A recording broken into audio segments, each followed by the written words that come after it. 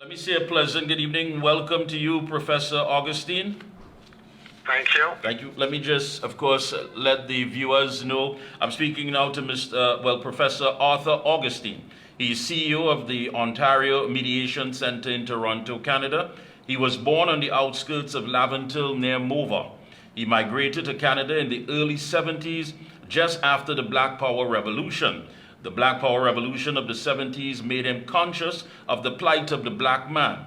His dreams were to educate himself and return to Laventille to repair his community. He has attained qualifications in clinical psychology. He specializes in conflict and its causes, and he's a pioneer in conflict management for the Ontario Court of Justice. He's the architect of street mediation, a mediation model geared to reduce crime. This model has proven to be very successful across Toronto, Ontario, Canada. Let me welcome you once again, Professor. It is a pleasure to have you on The Observer. I know, first of all, with such a success of a track record, why is that program not implemented here in Trinidad and Tobago? First, Mikee K, I thank you for having me on your program, and pleasant good evening to your viewers and your listeners. It's an honor for me to be speaking with you to address some of the issues that we are going to discuss tonight, because I think it's very much needed in our beautiful island, Trinidad and Tobago. Well, yeah, go ahead. Yeah, because I really want to get to the meat of it, because, I mean, we are at a time where we're under siege. Let's not mince words, and I'm not here for verbal acrobatics. We are under siege. Senior citizens are afraid to leave their homes, Professor Augustine. People are afraid to go to the bank to make any sort of large transaction. And large now could be considered maybe $3,000, $4,000, $5,000. The fact of the matter is that we have young children whose life have been snuffed out such an early age. And it seems as though we as a society have become immune to it. And we have to ask ourselves if the powers that be have simply given up and just playing this out. So again, why is your program that has been so successful in North America not implemented here? It is a big question that everyone that I've discussed this issue with is wondering why. I would like to answer that question myself, but I can only come up with assumption as to why it's not implemented in Trinidad. Just let me give you a quick synopsis of what we do in Ontario in regards to crime and crime reduction. There are those who would say, what is the big deal with Trinidad? Crime is everywhere. Of course, crime is everywhere worldwide. But what we have to look at is the level of crime and criminality here in our beautiful island, Trinidad and Tobago. In a population of 1.4 million, we all know what the crime rate is today. Do a comparison with that, and let's say Ontario. Ontario has a population of about 6.7 million people, and we have just crossed over 50 murders. Why? Because the powers that are big have decided to put a dent on the idea of crime and criminality. Many programs have been implemented.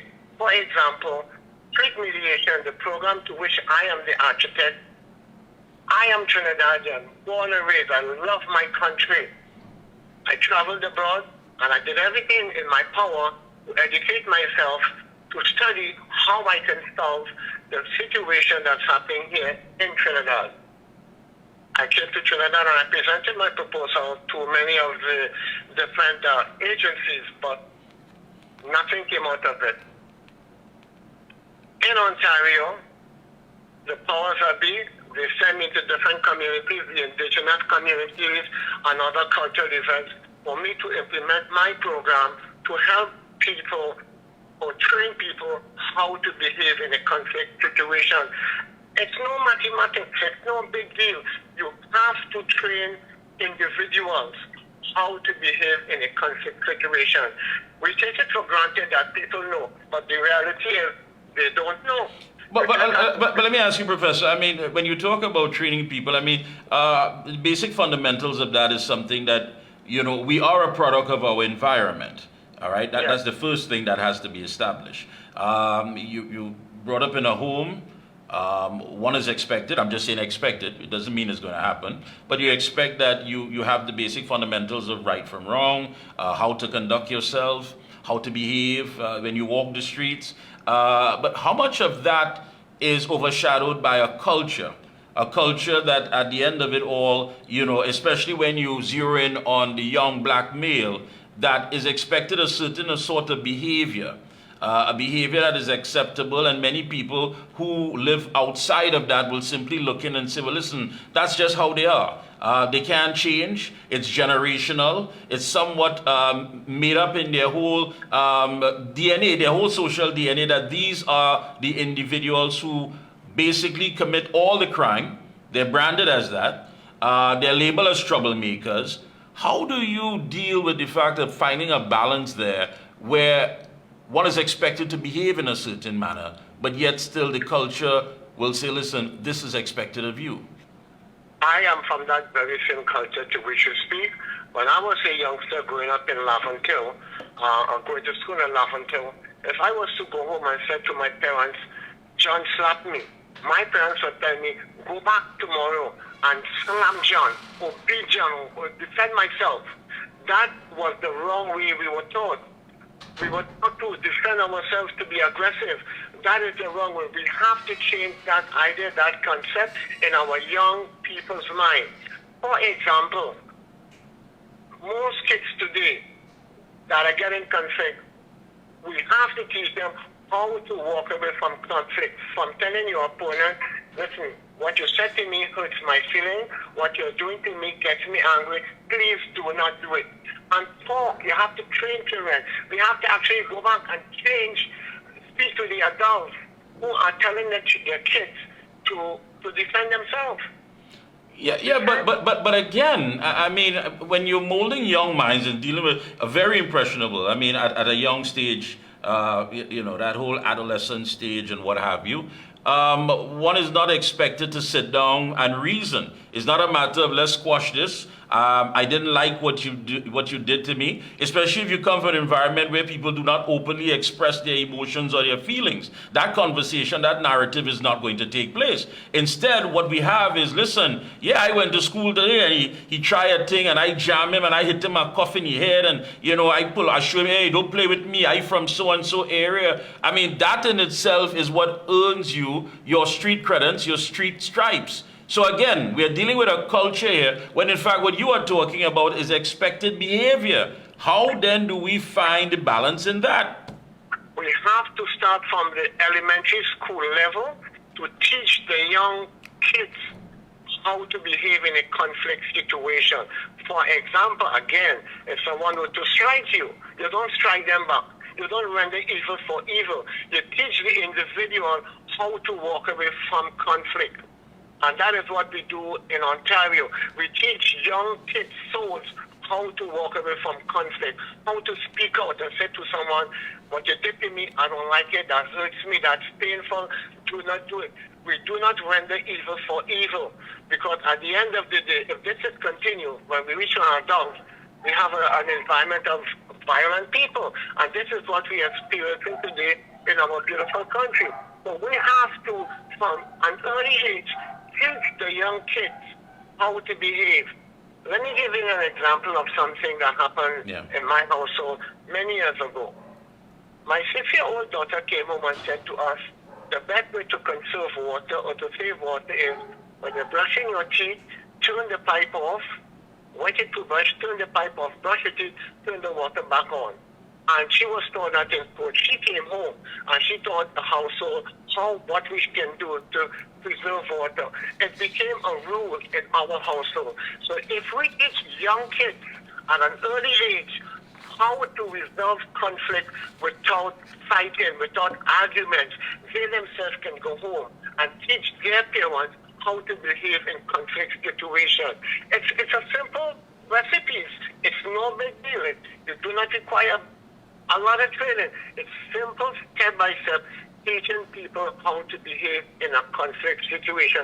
I believe if we can start working on that in our country, that will be a drastic change in the young people.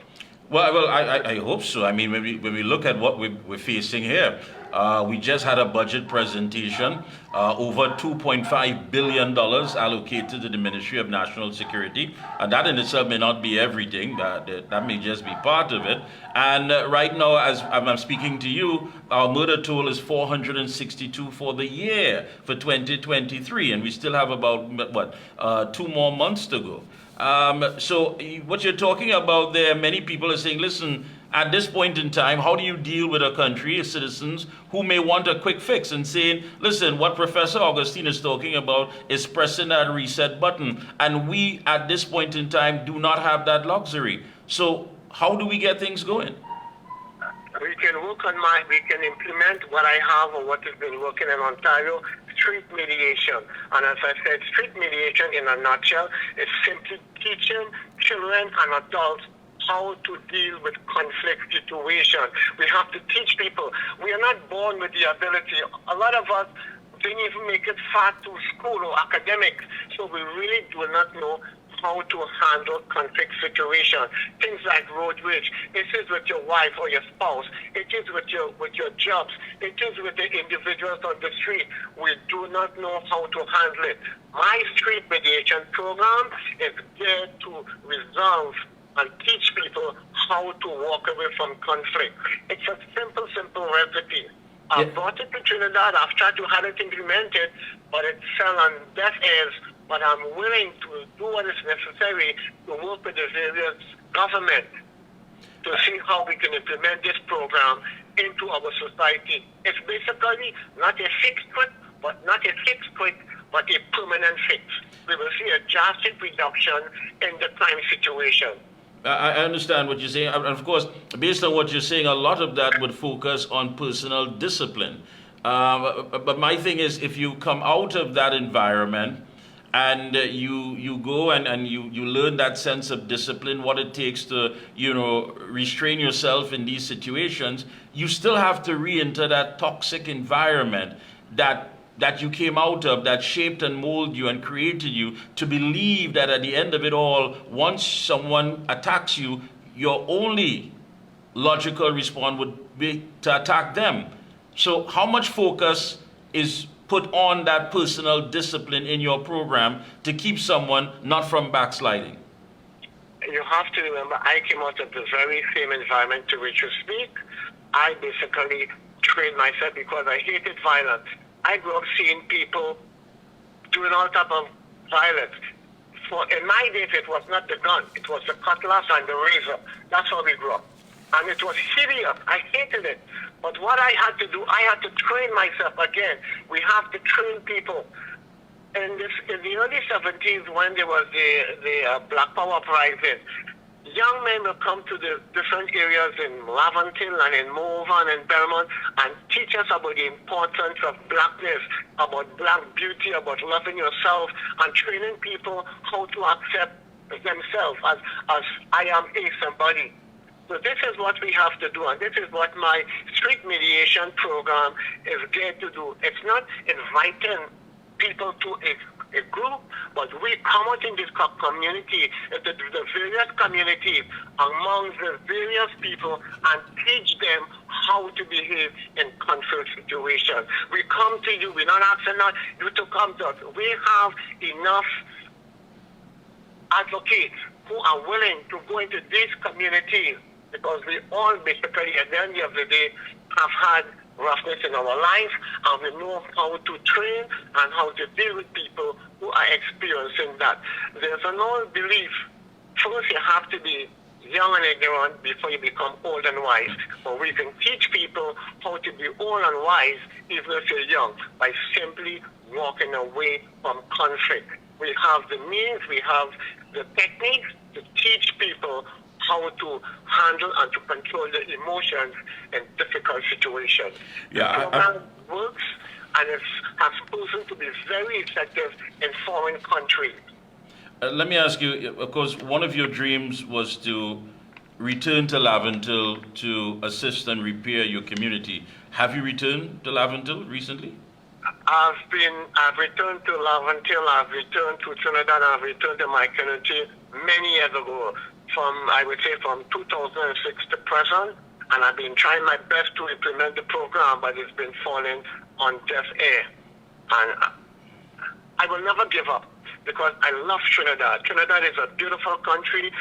To be quite honest with you, unless you have assimilated with the people of Laventille, Belmont, and Mova, they are beautiful people. They just need to be taught. I started something about 4 years ago, just before the pandemic, whereby I went to different areas. I went to Beetham, I went to Picton, I went to pretty well all of Laventille and Mova, and started talking to what we refer to as the bad boys or the gunmen. And I've discovered they themselves want change. They don't like the fact that they're being locked down in a particular geographic area whereby a man from Belmont cannot go into Laventille, one from behind the bridge cannot go up Despot. They themselves want that change. And they were actually, when I went back to Canada on a program that I was doing, I was getting calls from various gang leaders asking me, Mr. Augustine, when are you coming to help us?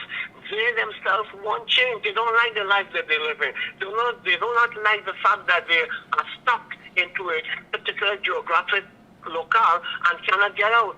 They want change, but they do not have the means and the techniques as to change it. So they welcome.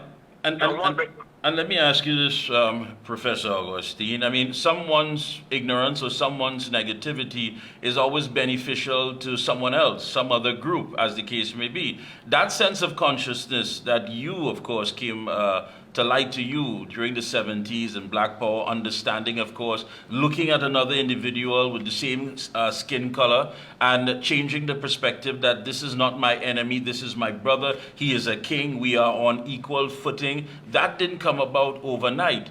And so taking that in consideration, again, how is that going to play out in this modern day society when many of our young black men are motivated, driven, and engineered by the fact that they need to get it now and they need to get it quickly?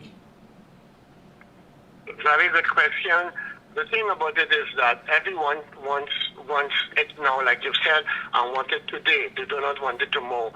Again, we have to show them pace bring waste. I think everyone is sort of conscious of that, but if we let them know, in order to achieve and to acquire things of substance and value, you have to plant and take time and let it grow.